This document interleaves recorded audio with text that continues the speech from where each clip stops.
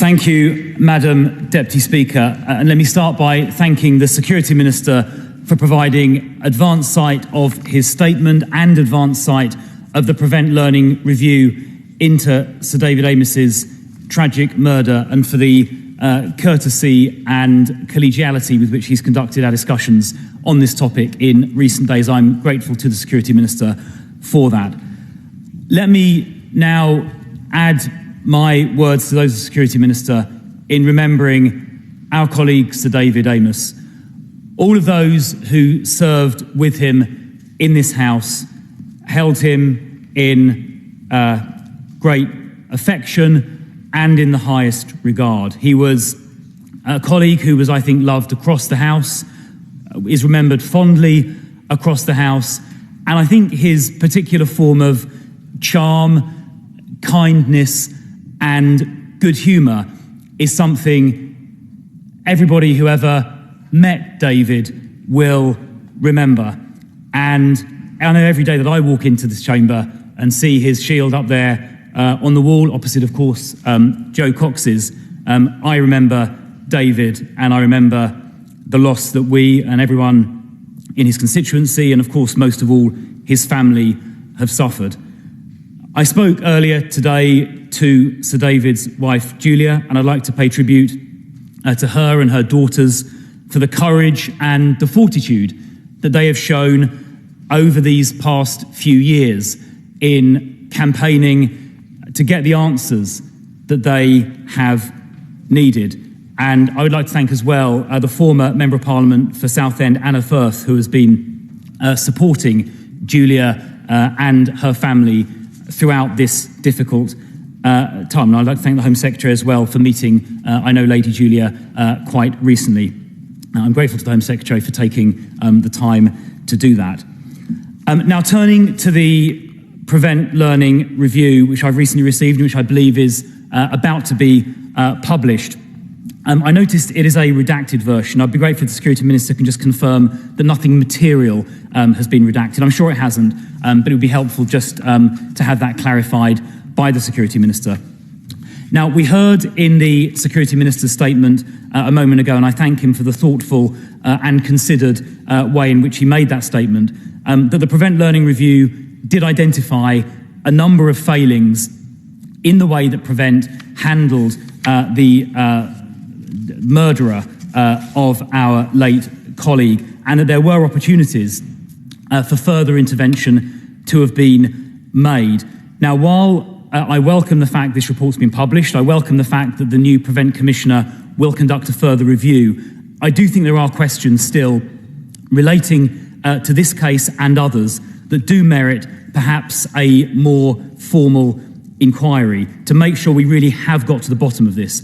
And there are, of course, as well, other cases where there are questions around whether perpetrators of violence either encountered Prevent and could have been better identified and interdicted, or indeed where they encountered mental health services.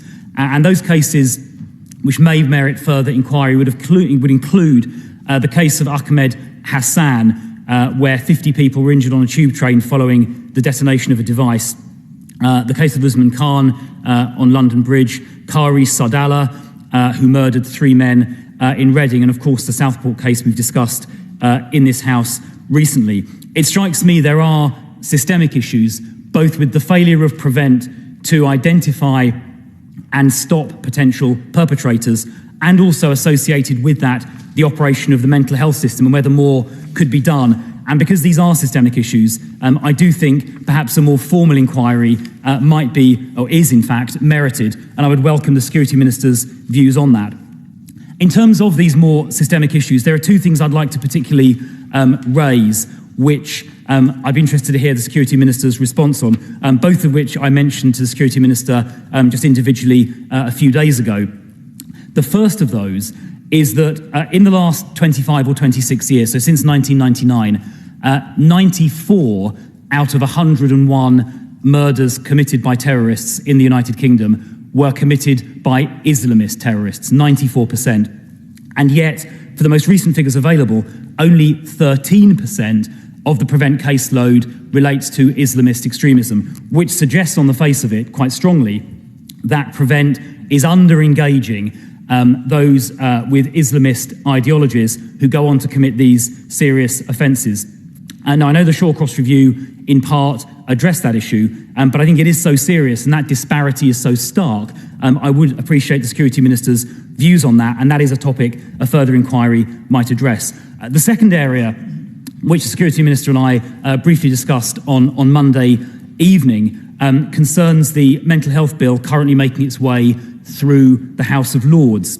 Now, many of these cases entail extremist terrorist ideology, but many of them also touch on mental health issues and whether better treatment should be given, or indeed whether people should be sectioned and detained under the Mental Health Act in order to protect the public. That consideration is relevant, of course, to the Valdo Caldaconi case, as well as some of these cases that I've mentioned here. The bill, as drafted, for reasons I think ministers in DHSC have set out, makes it harder to detain people under the Mental Health Act. And I'm concerned that may inadvertently have adverse implications for public safety if people who should be detained under the Mental Health Act to protect the public might now not be detained. And that is a matter of concern. And as the Security Minister in the Home Office, I know that the Security Minister will want to respond specifically to that issue. But Madam Deputy Speaker, this matter arose and started from a terrible tragedy. More than just a colleague, a loved colleague, a husband and a father lost his life in the course of doing his duty as a Member of Parliament. Of course, part of the testimony to Sir David is the fact that Southend is now a city. That is a memorial that will last forever. But let us make sure we also learn those lessons and take the actions needed to make sure this doesn't happen again. Minister. Thank you. I'm grateful to the Shadow Home Secretary for the points that he's raised and for the way in which he's approached this statement. He mentioned, and I'm very pleased that he did, that he'd spoken to Lady Amos this morning. So let me take the opportunity again to reiterate how courageous the Home Secretary and I think that the Amos family have been in pursuing answers about Sir David's murder. They entirely understandably wanted the government to publish the Prevent Learning Review, and we've done that today. And as I referenced earlier, the Home Secretary has also asked the Independent Prevent Commissioner to look carefully at the details of this case, and we will progress that at pace. The Home Secretary, as I referenced earlier, has also written to Essex Police about this matter. But let me also say that we continue to want to work very closely with the Amos family, and I know that the Prime Minister, the Home Secretary and myself stand ready to meet with them again in the near future to discuss what more we might be able to do to support them. The Shadow Home Secretary specifically asked me about redactions in the Prevent Learning Review, and I'm happy to confirm that nothing material has been redacted. The report is now live on gov.uk, and it contains only very minimal redactions. These are to obscure the names of people that worked with the perpetrator, including teachers and police officers, and personal information about the perpetrator's family, and some national security sensitivities, but nothing material has been redacted. Can I say to the Shadow Home Secretary that I hope that there is much common cause here. And I hope also that he will acknowledge that there are a number of reforms with regard to the Prevent programme that we've referenced recently, including with regard to the point that he rightly made about mental health provision. And I'll say a bit more to him about that in just a moment. But let me respond to the particular point he made in relation to the threat from Islamist extremism and Prevent referrals. He's right. We should never forget the horrendous death toll caused by Islamist extremism over the last 20 years.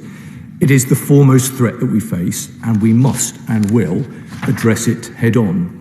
I can say to him that the number of Islamist referrals into Prevent last year did increase by 17%, but this was from too low a base.